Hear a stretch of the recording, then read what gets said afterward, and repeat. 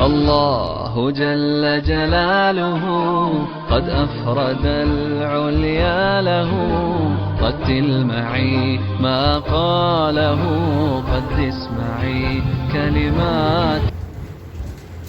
بسم الله الرحمن الرحيم. الحمد لله وكفى والسلام على عباده الذين اصطفى. أما بعد. باقاعدہ درس قرآن شروع کیا جا رہا ہے، اس لیے درس سے پہلے چند بنیادی باتیں معلوم ہونا بہت ضروری ہے۔ قرآن کریم چونکہ جناب محمد رسول اللہ صلی اللہ علیہ وسلم پر وحی کے ذریعے نازل کیا گیا ہے، اس لیے سب سے پہلے وحی کے بارے میں چند باتیں سمجھ لینی ضروری ہے کہ وحی کسے کہتے ہیں، وحی کی ضرورت کیوں پیش آئی، اور حضور صلی اللہ علیہ وسلم پر وحی کن طریقوں سے آتی تھی۔ ان باتوں کو جان لینا نہایت ضروری ہے۔ ہر مسلمان جانتا ہے کہ اللہ تعالیٰ نے انسان کو اس دنیا میں آزمائش کے لیے بھیجا ہے، اور اس کے ذمے اللہ تعالیٰ نے کچھ فرائض عائد کیے ہیں، اور وہ فرائض عائد کر کے اللہ تعالیٰ نے پوری کائنات کو اس کی خدمت میں لگا دیا ہے۔ لہذا دنیا میں آنے کے بعد انسان کے لیے دو کام نہایت ضروری ہیں۔ ایک تو یہ کہ وہ اس کائنات سے اور اس میں پیدا کی ہوئی چیزوں سے ٹھیک ٹھیک کام لے، اور دوسرے یہ کہ اس کائنات کو استعمال کرتے ہوئے، دنیا کی چیزوں کو استعمال کرتے ہوئے اللہ تعالیٰ کے احکام کو مد نظر رکھے، اور کوئی ایسی حرکت نہ کرے جو اللہ تعالیٰ کی مرضی کے خلاف ہو۔ اور ان دونوں کاموں کے لیے، کائنات کی چیزوں کے صحیح استعمال کے لیے اور اس کائنات کی چیزوں کا صحیح استعمال کرتے ہوئے اللہ کی مرضیات کو سامنے رکھ کر کے کام کرنے کے لیے انسان کو علم کی ضرورت ہوتی ہے، نالج کی ضرورت ہوتی ہے۔ اس لیے کہ جب تک انسان کو یہ معلوم نہ ہو کہ اس کائنات کی حقیقت کیا ہے اور اس کائنات کی کون سی چیز کے اندر کیا خاصیت ہے، اس کے خواص کیا ہیں، اس دنیا میں جو چیزیں موجود ہیں اس سے کس طرح سے فائدہ اٹھایا جا سکتا ہے،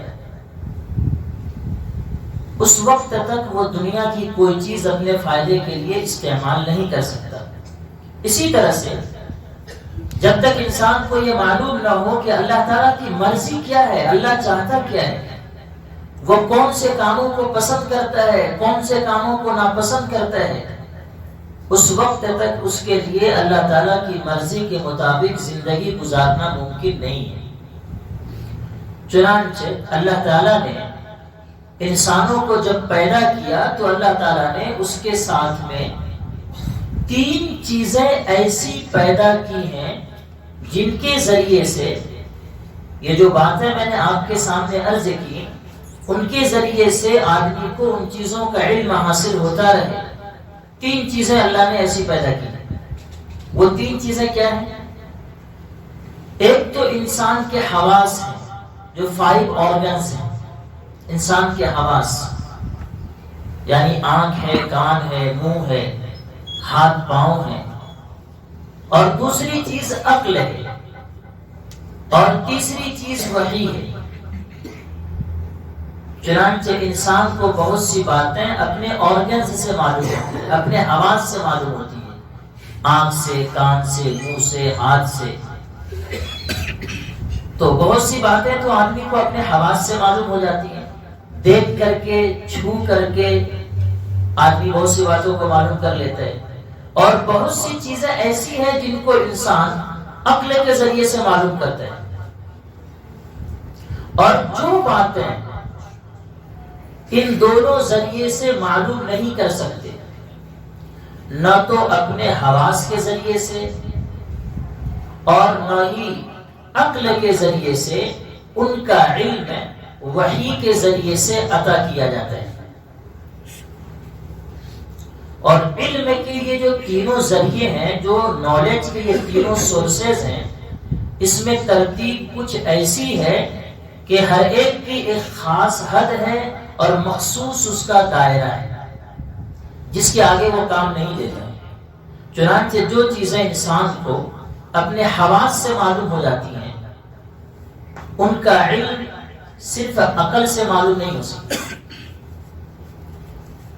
مثلا میں آپ کو ایک مثال دوں، ہم سب کے پاس موبائل ہے، ابھی بھی آپ حضرات کے پاس موبائل ہے. موبائل کو دیکھ کر آپ کو اس کے کلر کا تو پتہ چل جاتا ہے کہ موبائل کا کلر کون سا ہے، وائٹ ہے، گرین ہے، ریڈ ہے، یلو ہے. لیکن اگر آپ اپنی آنکھوں کو بند کر کے صرف عقل کی مدد سے موبائل کا رنگ معلوم کرنا چاہیں تو یہ ممکن نہیں. آنکھ بند کر لیجئے تو کیا آپ معلوم کر سکیں گے کہ موبائل کا رنگ کون سا ہے؟ نہیں معلوم ہو سکتا، یہ ناممکن. اسی طرح سے جن چیزوں کا علم عقل کے ذریعے سے حاصل ہوتا ہے، سوچ کر کے عقل کے ذریعے سے، وہ صرف آرگنز سے معلوم نہیں کیا جا سکتے، وہ حواس سے معلوم نہیں کیے جا سکتے. مثال کے طور پر آپ صرف آنکھوں سے دیکھ کر یا ہاتھوں سے چھو کر یہ پتہ نہیں لگا سکتے کہ اس موبائل کو بنایا کس نے، بلکہ اس نتیجے تک پہنچنے کے لیے کہ موبائل کو بنایا کس نے ہے، اس کے لیے عقل کی ضرورت ہے. آپ عقل کا استعمال کریں گے، آپ سوچیں گے، آپ ریسرچ کریں گے تو معلوم ہوگا کہ اس موبائل کو بنایا کس نے. آپ صرف چھو کر کے، آپ صرف آنکھوں سے دیکھ کر کے موبائل کے بنانے والے کو معلوم نہیں کر سکتے. چنانچہ جہاں تک آدمی کے جو 5 آرگنز ہیں نا، حواس، یہ جہاں تک کام کرتے ہیں وہاں تک عقل کوئی رہنمائی نہیں کرتی. جہاں تک جن چیزوں کا علم آدمی کو اس کے حواس کے ذریعے معلوم ہوتا ہے وہاں تک عقل کوئی رہنمائی نہیں کرتی. جیسے میں نے موبائل کے رنگ کو معلوم کرنے کی ایک مثال دی، اور جہاں پر یہ 5 آرگن سے جواب دے دیتے ہیں وہیں سے عقل کا کام شروع ہو جاتا ہے. جیسے میں آپ کو مثال دی ہم نے کہ اگر آپ کو معلوم کرنا ہو کہ موبائل کو بنایا کس نے، اب آپ آنکھ سے دیکھ کر کے، ہاتھ سے چھو کر کے معلوم نہیں کر سکتے. اب یہاں پر عقل کا کام شروع ہوتا ہے، اب یہاں پر عقل چاہیے آدمی. لیکن یہ جو عقل آدمی کے پاس ہے، اس عقل کی رہنمائی بھی ان لمیٹڈ نہیں ہے، بلکہ عقل جو رہنمائی آدمی کو کرتی ہے، جو گائیڈ آدمی کو کرتی ہے عقل جن چیزوں میں، اس کی بھی ایک لمٹ ہے. یہ ایک حد پر جا کر کے رک جاتی ہے. اور بہت سی باتیں ایسی ہیں جن کا علم نہ تو آدمی کو آرگنز سے معلوم ہو سکتے ہیں، حواس سے معلوم ہو سکتے ہیں، اور نہ عقل کے ذریعے سے معلوم ہو سکتے ہیں. مثلا اسی موبائل کی مثال جو ہم نے دی ہے، اسی موبائل کے بارے میں یہ معلوم کرنا کہ اس موبائل کو کس طرح سے استعمال کرنے سے اللہ تعالیٰ راضی ہوگا اور کس طرح سے استعمال کرنے سے اللہ تعالیٰ ناراض ہوگا. تو اللہ کی مرضیات کو معلوم کرنے کے لیے کہ موبائل کا کس طرح استعمال اللہ راضی ہوگا، کس طرح استعمال کرنے سے اللہ ناراض ہوگا، یہ نہ تو آدمی کے حواس کے ذریعے سے ممکن ہے، نہ تو آپ چھو کے معلوم کر سکتے ہیں، نہ آپ دیکھ کے معلوم کر سکتے ہیں، اور نہ عقل کے ذریعے سے سوچ کے معلوم کر سکتے ہیں. آپ سوچیں کہ ہاں ایسے استعمال کرنے سے اللہ راضی ہوگا، ایسے استعمال کرنے سے اللہ ناراض ہوگا، آپ عقل کے ذریعے سے بھی نہیں معلوم کر سکتے. تو اس طرح کے سوالات کا جواب دینے کے لیے جہاں پر ہماری عقل کا جو ہے دائرہ محدود ہے، جہاں پر ہماری عقل کام کرنا بند کر دیتی، جن سوالات کا جوابات ہمارا عقل نہیں دے سکتی، اور جن سوالات کے جوابات ہم کو ہمارے 5 آرگنز کے ذریعے معلوم نہیں ہو سکتے، ہمارے ہاتھ، ہمارے آنکھ، ہمارے کان، ہماری ناک کے ذریعے سے معلوم نہیں ہو سکتے، تو اس قسم کے سوالات کا جواب انسان کو دینے کے لیے جو ذریعہ اللہ تعالیٰ نے مقرر فرمایا ہے اسی کا نام ہے وحی. سمجھ میں آئی بات آپ کو؟ اسی کا نام ہے جہاں نہ عقل کام کرے، جہاں نہ عقل رہنمائی کرے، جہاں نہ ہمارے آرگن سے ہماری رہنمائی کرے کہ یہاں کیا کرنا چاہیے۔ تو انہی سوالات کا جواب دینے کے لیے اللہ تعالیٰ نے جو سورس مقرر فرمایا ہے، اللہ تعالیٰ نے جو ذریعہ بنایا ہے، اسی کا نام وحی ہے۔ اور وحی کا طریقہ یہ ہوتا ہے کہ اللہ تعالیٰ اپنے بندوں میں سے کسی کو منتخب فرما کر اسے اپنا پیغمبر قرار دیتا ہے، اسے اپنا میسنجر قرار دیتا ہے، اور اس پر اللہ تعالیٰ اپنا کلام نازل فرماتا ہے۔ اسی کلام کو وحی کہا جاتا ہے۔ بات سمجھ میں آ گئی آپ کو وحی کسے کہتے ہیں؟ تو اس سے یہ بات واضح ہو گئی، جو گفتگو میں نے آپ کے سامنے کی وحی سے متعلق، اس سے یہ بات صاف واضح ہو گئی کہ وحی انسان کے لیے وہ اعلیٰ ترین علم کا ذریعہ ہے جو اسے اس کی زندگی سے متعلق ان سوالات اور ان کوشچنز کے آنسر اور جوابات مہیا کرتا ہے جو عقل اور حواس کے ذریعے سے حل نہیں ہو سکتے، لیکن ان کا علم حاصل کرنا ضروری ہے ان کے لیے۔ اسی طرح سے یہ بات بھی صاف واضح ہو گئی میری اس گفتگو سے کہ صرف عقل اور مشاہدہ سوچ کر کے یا دیکھ کر کے یہ انسان کی رہنمائی کے لیے کافی نہیں ہے، بلکہ اس کی ہدایت کے لیے وحی ضروری ہے۔ اور چونکہ بنیادی طور پر وحی کی ضرورت پیش وحی پر آتی ہے جہاں عقل کام نہیں دیتی، جیسے میں نے آپ کو مثال دی موبائل، وحی کی ضرورت وہی پیش آتی ہے جہاں آدمی کی عقل کام نہیں دیتی۔ اس لیے یہ ضروری نہیں ہے کہ وحی کی ہر بات کو ہم عقل کے ذریعے سے معلوم کر سکیں۔ اس لیے بعض لوگ کہتے ہیں نا کہ شریعت میں جو یہ مسئلہ ہے وہ ہماری سمجھ میں نہیں آتا ہے، اس پر کیسے عمل کیا جائے؟ تو شریعت تو شروع وہی ہوتی ہے، شریعت تو آئی ہے وحی کے ذریعے سے، اور وحی وہاں اترتی ہے جہاں عقل کام کرنا بند کر دیتی ہے۔ اس لیے وحی کی ہر بات عقل میں آ جائے، آپ کو سمجھ میں آ جائے، یہ ضروری نہیں، بلکہ جس طرح کسی چیز کا رنگ معلوم کرنا عقل کا کام نہیں ہے بلکہ یہ آرگنز کا کام ہے، اسی طرح بہت سے دینی عقائد کا علم عطا کرنا بھی عقل کا کام نہیں ہے بلکہ یہ منصب وحی ہے جو انبیاء علیہ السلام جس میں لوگوں کی رہنمائی کرتے ہیں، اور اس کو سمجھنے کے لیے صرف عقل پر بھروسہ کرنا درست نہیں۔ وہاں تو نبی جو کہہ رہے ہیں اللہ کی طرف سے اسی کو ماننا بہت ضروری ہے۔ اور جو شخص نعوذ باللہ خدا کے وجود ہی کا قائل نہ ہو، اس سے تو وحی کے مسئلے پر بات کرنا بالکل بے فائدہ ہے۔ لیکن جو شخص اللہ تعالیٰ کے وجود اور اس کی قدرت کاملہ پر یقین رکھتا ہے، اس کے لیے وحی کی عقلی ضرورت اور اس کے امکان اور حقیقی وجود کو سمجھنا کوئی مشکل نہیں ہے۔ اگر آپ اس بات پر ایمان رکھتے ہیں کہ یہ جو کائنات ہے ایک قادر مطلق نے پیدا کیا ہے، اللہ نے پیدا کیا ہے، اور وہی اللہ اس کائنات کے پورے نظام کو اپنی حکمت سے چلا رہا ہے، اور اسی اللہ نے انسان کو اس دنیا میں ایک خاص مقصد کے تحت بھیجا ہے۔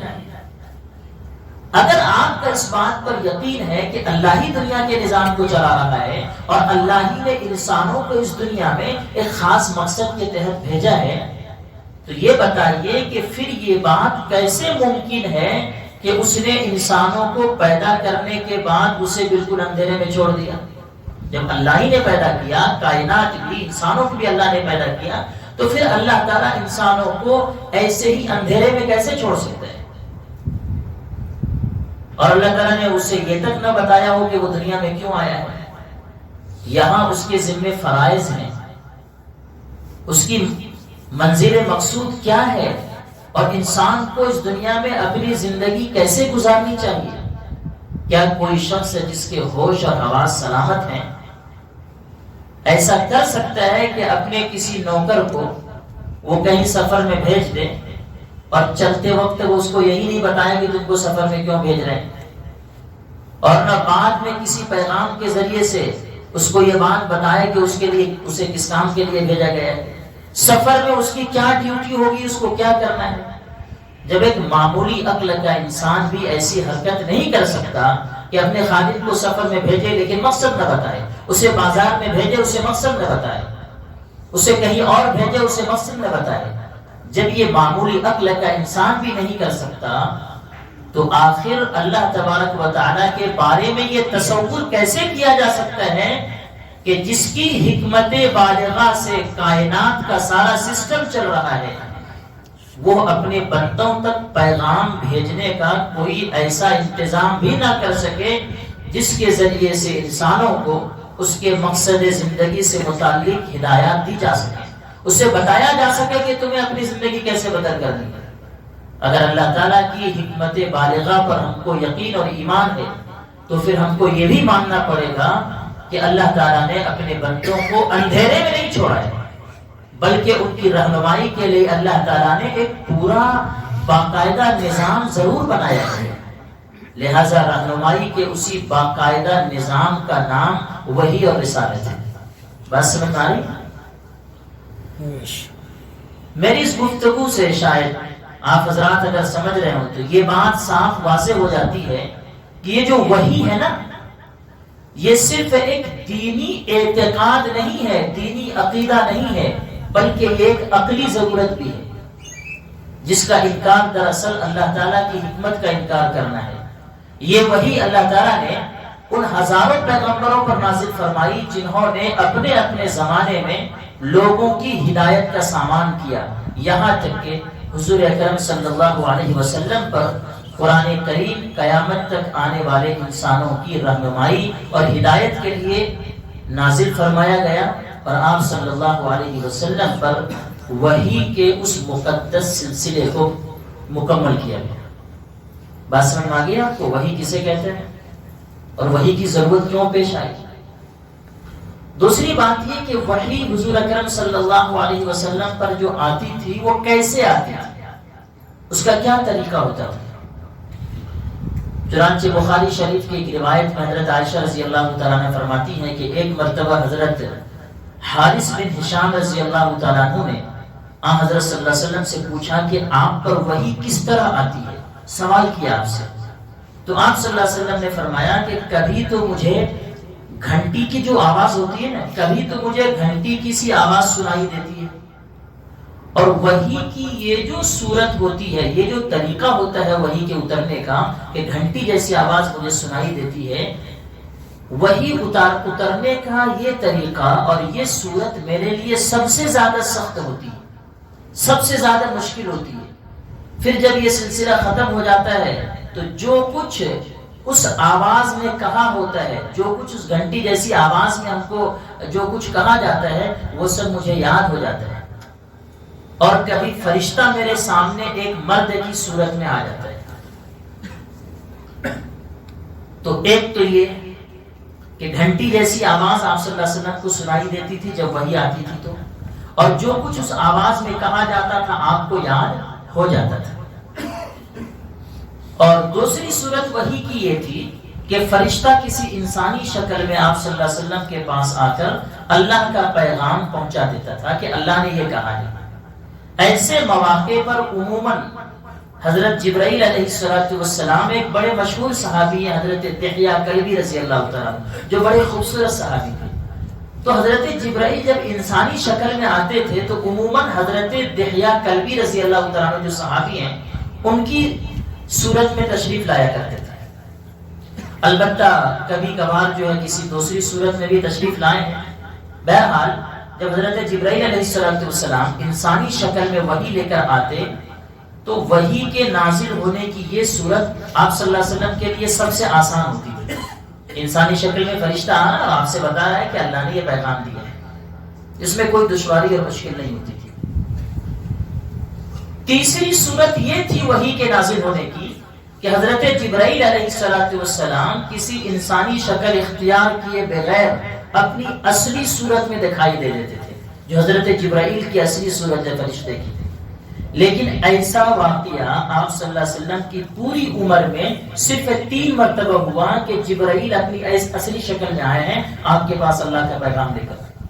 ایک مرتبہ تو اس وقت یہ واقعہ پیش آیا جب آپ صلی اللہ علیہ وسلم نے خود حضرت جبرائیل سے خواہش ظاہر کی تھی کہ میں آپ کو آپ کی اصلی شکل میں دیکھنا چاہتا ہوں۔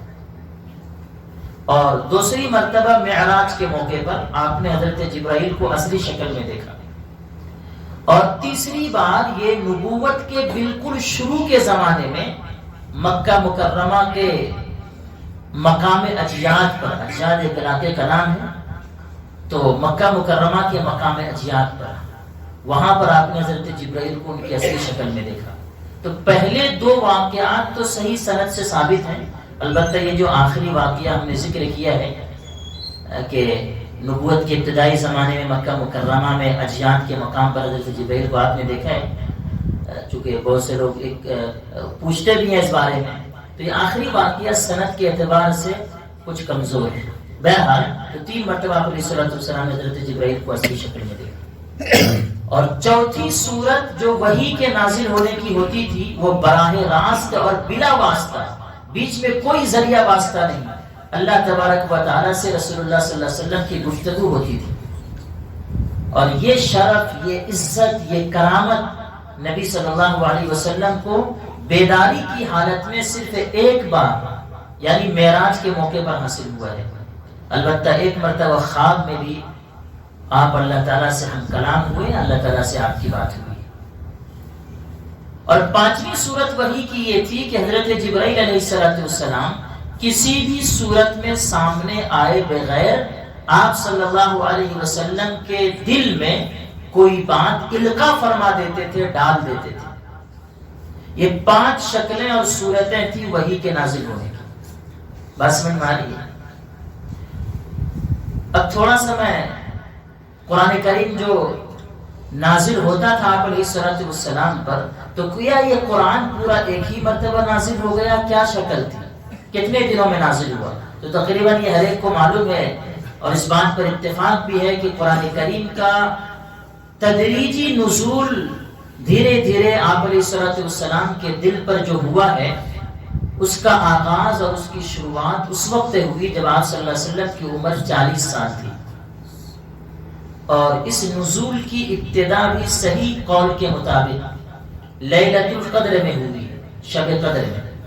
لیکن یہ رات رمضان کی کون سی رات تھی، اس بارے میں کوئی یقینی بات نہیں کہی جا سکتی، البتہ بعض روایات سے معلوم ہوتا ہے کہ رمضان کی 17 تاریخ تھی، بعض روایات سے 19 تاریخ اور بعض سے 27ویں شب معلوم ہوتی ہے۔ تو یہ الگ الگ روایت ہیں، جیسا کہ تفسیر ابن جریر میں مذکور ہے۔ اچھا، سب سے پہلے کون سی صورت اور کون سی آیت نازل ہوئی؟ صحیح قول یہ ہے کہ آن حضرت صلی اللہ علیہ وسلم پر قرآن کریم کی سب سے پہلی جو آیتیں اتری وہ سورہ علق، اقرأ بسم ربک الذی علق، سورہ علق کی شروع کی آیات ہے۔ صحیح بخاری میں حضرت عائشہ رضی اللہ تعالیٰ عنہ کا واقعہ وہ یہ بیان فرماتی ہے کہ حضرت صلی اللہ علیہ وسلم پر وحی کے نازل ہونے کی جو ابتدا ہوئی ہے تو وہ سچے خوابوں کے ذریعے سے ہوئی تھی۔ اس کے بعد آپ صلی اللہ علیہ وسلم کو تنہائی میں عبادت کرنے کا شوق پیدا ہوا، اور اس دوران آپ غار حرا میں کئی راتیں آپ صلی اللہ علیہ وسلم گزار دیتے تھے اور عبادت میں مشغول رہتے تھے، یہاں تک کہ ایک دن اسی غار میں آپ کے پاس اللہ تعالیٰ کی طرف سے فرشتہ آیا اور اس نے سب سے پہلی بات یہ کہی، اقرا، پڑھو۔ یہاں پر ایک بات آپ سے عرض کر دوں گا، دنیا میں کسی مذہب نے تعلیم کے بارے میں لوگوں کو کچھ نہیں بتلایا۔ مذہب اسلام ہی دنیا میں ایسا مذہب ہے جس میں نبی کے ذریعے سے اللہ تعالیٰ نے کلام نازل فرما کر لوگوں کو پڑھنے کا حکم دیا، تعلیم کی اہمیت کو بتلایا، ایجوکیشن کی اہمیت کو بتلایا۔ بہرحال تو اس طرح سے قرآن کریم کے نازل ہونے کی ابتدا ہوئی۔ اچھا، ایک اور بات یہ کہ آپ حضرات جب قرآن پڑھتے ہیں تو آپ دیکھتے ہوں گے قرآن میں کہ سورتوں کے عنوان میں ہیڈ لائن میں لکھا رہتا ہے یہ مکی ہے، یہ مدنی ہے، مکی اور مدنی لکھا رہتا ہے۔ کسی کے ساتھ مدنی لکھا رہتا ہے، کسی صورت کے ساتھ مکی لکھا رہتا ہے۔ اس کا صحیح مطلب سمجھ لینا بہت ضروری ہے، اس لیے کہ بعض لوگ یہ سمجھتے ہیں، بلکہ بہت سارے لوگ یہ سمجھتے ہیں، اکثر لوگ، کہ جو صورت مکے میں نازل ہوئی وہ مکی ہے، جو صورت مدینے میں نازل ہوئی وہ مدنی ہے۔ حالانکہ یہ صحیح نہیں ہے۔ جو صورتیں آپ صلی اللہ علیہ وسلم کے مدینہ منورہ ہجرت کی نیت سے سفر کرنے سے پہلے نازل ہوئی ہیں اسے مکی کہا جاتا ہے، اور جو صورتیں آپ صلی اللہ علیہ وسلم کے مدینہ منورہ ہجرت کی نیت سے سفر کرنے کے بعد نازل ہوئی ہیں اسے مدنی کہا جاتا ہے۔ بات سمجھ میں آئی؟ ایک مرتبہ اور دہراتا ہوں، جو صورتیں اور آیتیں آپ صلی اللہ علیہ وسلم کے مدینہ منورہ ہجرت کی نیت سے سفر کرنے سے پہلے نازل ہوئی ہیں ان کو مکی کہا جاتا ہے، اور جو صورتیں اور آیتیں آپ صلی اللہ علیہ وسلم کے ہجرت کی نیت سے مدینہ منورہ سفر کرنے کے بعد نازل ہوئی ان کو مدنی کہا جاتا ہے۔ نہ یہ کہ جو مکے میں نازل ہوئی مکی اور مدینے میں نازل مدنی، یہ بات صحیح نہیں ہے۔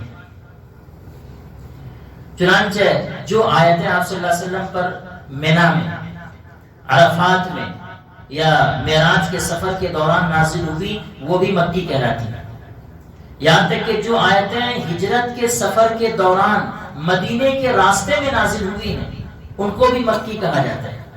اسی طرح سے بہت سی آیتیں ایسی ہیں جو مدینہ منورہ شہر میں نازل نہیں ہوئی مگر وہ مدنی ہیں۔ چنانچہ ہجرت کے بعد آپ صلی اللہ علیہ وسلم کو بہت سے سفر پیش آئے جن میں آپ نے مدینہ طیبہ سے دور کا سفر کیا، سینکڑوں میل کا، دور بھی تشریف لے گئے، تو ان تمام مقامات پر نازل ہونے والی آیتوں کو مدنی کہا جاتا ہے۔ کیوں؟ اس لیے کہ یہ ہجرت کرنے کے بعد نازل ہوئی۔ یہاں تک کہ ان آیتوں کو بھی مدنی کہا جاتا ہے جو فتح مکہ یا غزوہ حدیبیہ کے موقع پر خاص شہر مکہ یا شہر مکہ کے اطراف میں نازل ہوئی، ان کو بھی مدنی کہا جاتا ہے۔ تو یہ مکی اور مدنی صورتیں کہلاتی ہیں۔ اور ایک بات اور کہ یہ جو قرآن کریم کا سب سے چھوٹا حصہ جو مستقل نازل ہوا وہ غیر اولی الضرر، یہ آیت کا ٹکڑا ہے جو ایک طویل آیت کا ٹکڑا ہے۔ دوسری طرف پوری سورہ انعام ایک ہی مرتبہ نازل ہوئی، تو سارے قرآن کریم کو ایک دفعہ نازل کرنے کے بجائے تھوڑا تھوڑا کر کے اس لیے نازل کیا گیا کہ خود مشرکین عرب نے حضرت صلی اللہ علیہ وسلم سے سوال کیا تھا کہ اللہ تعالیٰ نے آپ پر قرآن ایک مرتبہ کیوں نازل نہیں کر دیا؟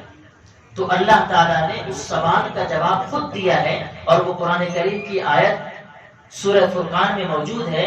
وَقَالَ الَّذِينَ كَفَرُوا لَوْلَا نُزِّلَ عَلَيْهِ الْقُرْآنُ جُمْلَةً وَاحِدَةً كَذَلِكَ لِنُثَبِّتَ بِهِ فُؤَادَكَ وَرَتَّلْنَاهُ تَرْتِيلًا وَلَا يَأْتُونَكَ بِمَثَلٍ إِلَّا جِئْنَاكَ بِالْحَقِّ وَأَحْسَنَ تَفْسِيرًا۔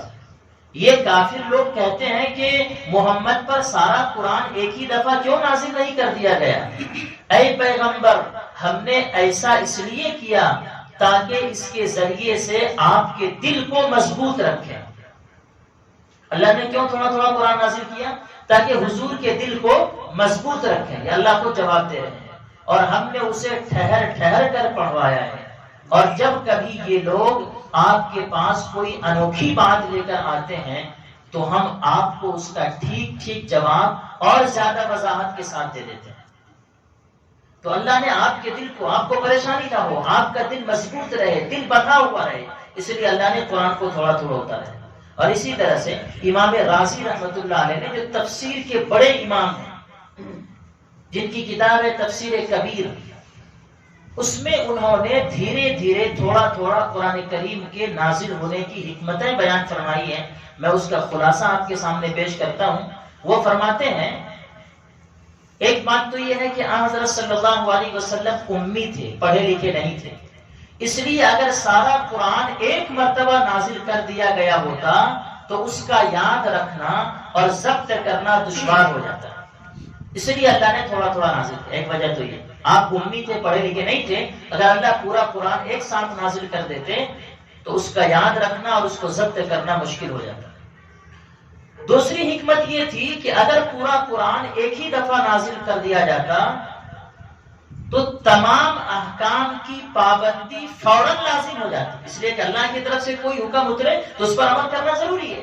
تو اگر اللہ پورا قرآن ایک ساتھ نازل کر دیتے تو جتنے احکامات قرآن میں تھے فوراً اس پر عمل کرنا لازم ہو جاتا، اور یہ اس حکیمانہ تدریج کے خلاف ہوتا جو شریعت محمدیہ میں ملحوظ رکھی گئی۔ اللہ نے اس امت کو ایسی باتوں کا مکلف ہی نہیں بنایا جس کو وہ کر نہ سکے، تو اللہ تعالیٰ کی اس حکیمانہ بات کے خلاف ہوتا، اس لیے ایک ساتھ پورا قرآن نازل نہیں فرمایا۔ تیسری حکمت یہ تھی کہ آپ صلی اللہ علیہ وسلم کو اپنی قوم کی طرف سے ہر روز نئی تکلیفیں برداشت کرنی پڑتی تھی۔ حضرت جبرائیل علیہ السلام کا بار بار قرآن کریم لے کر آنا ان تکلیفوں کے مقابلے کو آسان بنا دیتا تھا اور آپ کے دل کو تقویت ملتی تھی۔ چوتھی حکمت یہ تھی کہ قرآن کریم کا ایک بڑا حصہ لوگوں کے سوالات کے جواب اور مختلف واقعات سے متعلق ہے، اس لیے ان آیتوں کا نزول اسی وقت مناسب تھا جس وقت وہ سوالات کیے گئے تھے یا وہ واقعات پیش آئے تھے۔ اس سے مسلمانوں کی بصیرت بھی بڑھتی تھی اور قرآن کریم کی غیبی خبریں بیان کرنے سے اس کی حقانیت اور زیادہ واضح ہو جاتی تھی۔ تو یہ حکمتیں تھیں جس کی وجہ سے اللہ تعالیٰ نے تھوڑا تھوڑا قرآن کریم کو نازل فرمایا۔ تو یہ بنیادی باتیں چند تھیں جو آپ کے سامنے آج ذکر کر دی گئیں، اور انشاءاللہ باضابطہ اگلے ہفتے سے اب تفسیر کا سلسلہ شروع ہوگا اور وہ سورہ اعراف سے ہوگا۔ سورہ اعراف سے شروع کرنے کی وجہ کیا ہے، اس کا ایک ویڈیو کلپ بھی یہاں سے جاری کیا گیا ہے، بہت سے لوگوں تک پہنچا ہوگا یہ کہ سورہ اعراف میں چونکہ اللہ تعالیٰ نے بہت سارے انبیاء، یہی وہ پہلی سورت ہے سورہ اعراف جس میں بہت سارے انبیاء کرام کا تذکرہ ہے، قصہ بیان کیا گیا ہے، اور اللہ تعالیٰ نے ان قصوں کو ڈیٹیل کے ساتھ بیان فرمایا ہے۔ حضرت صالح، حضرت نوح، حضرت شعیب، حضرت موسیٰ علیہ السلام سے لے کر آخر تک جناب محمد رسول اللہ صلی اللہ علیہ وسلم کے قصے کو اللہ نے ڈیٹیل کے ساتھ بیان فرمایا۔ اسی طرح سے رسول اللہ صلی اللہ علیہ وسلم کی رسالت کو ثابت کیا گیا ہے، توحید کے دلائل بیان کیے گئے ہیں، آخرت کو ثابت کیا گیا ہے۔ اس لیے سورہ اعراف سے انشاءاللہ تفسیر کا سلسلہ شروع ہوگا۔ تھوڑا وقت زیادہ ہوا ہے، 5-7 منٹ، اگلے ہفتے سے وہ وقت بھی انشاءاللہ زیادہ نہیں ہوگا۔ بنیادی باتیں تھیں جو بتانا ضروری تھی، تو انشاءاللہ 1:45 پر تفسیر شروع ہوگی اور 2:15 پر انشاءاللہ سلسلہ ختم ہو جائے گا۔ اور ارادہ میں نے کہا وہی ہے کہ پورے قرآن 30 پارے انشاءاللہ جتنا وقت لگ جائے پورے 30 پارے کا درس انشاءاللہ ہوگا۔ آپ حضرات کو فائدہ ہوگا اگر آپ تسلسل کے ساتھ بیٹھیں گے، وقت ادھر ادھر ہم ضائع کر دیتے ہیں۔ قرآن کا سمجھنا بہت ضروری ہے، معلوم ہونا چاہیے کہ اللہ نے لکھا کیا ہے قرآن کریم کے اندر، تاکہ زندگی کا رخ ہم صحیح کر سکیں۔ تو آپ حضرات تشریف رکھیں، آدھا گھنٹہ کوئی معنی نہیں رکھتا ہے، صرف اتوار کے دن انشاءاللہ بڑا منافع آپ کو فائدہ ہوگا۔ اور میں نے کہا کہ لائیو ٹیلی کاسٹ کیا جائے گا تاکہ گھر کی مستورات بھی اس کو سن سکیں اور فائدہ اٹھا سکیں۔ اللہ تعالیٰ عمل کی کرنے کی توفیق عطا فرمائے۔